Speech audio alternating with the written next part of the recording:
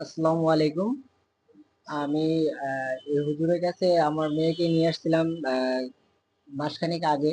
আমার মেয়ের প্রবলেম ছিল হলো যে ও রাতে ঘুমাইলে ভয় পেত এবং দিনের বেলা খেলাধুলা করলেও ভয় পেত এবং মাঝে মাঝে ওই নীল হয়ে যেত। আবার বলতো যে আমাকে নিয়ে যাচ্ছে আব্বু, আম্মু আমারে আমারে মানে কিরকম জানি বলতেছে আমার নিয়ে চলে যাচ্ছে ধরে কেউ। তো এই ব্যাপারে আমি অনেক জায়গায় ট্রিটমেন্ট নিচ্ছি, ডাক্তারি ট্রিটমেন্টও নিছি। সেক্ষেত্রে আমার ফলাফল আমি কোথাও পাই নাই। ডাক্তাররা অনেক চিকিৎসা করার পরে বলছে যে না, আপনার বাচ্চার কোনো সমস্যা নাই।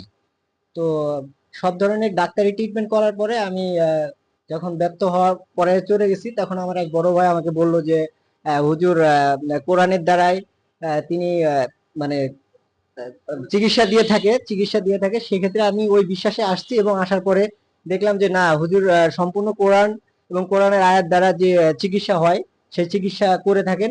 কারণ কুফরি কালাম এগুলো আমিও বিশ্বাস করি না এবং আমার ফ্যামিলি কেউ করে না।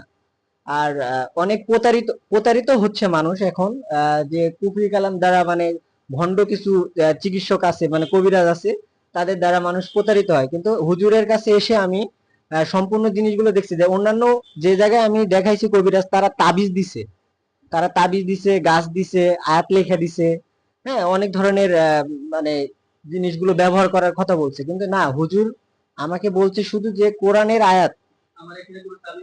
না না না, কোনো তাবিজ দেয় না, বরঞ্চ যে তাবিজগুলো পূর্বে ছিল। জি না। জি, আলহামদুলিল্লাহ। হ্যাঁ। জি।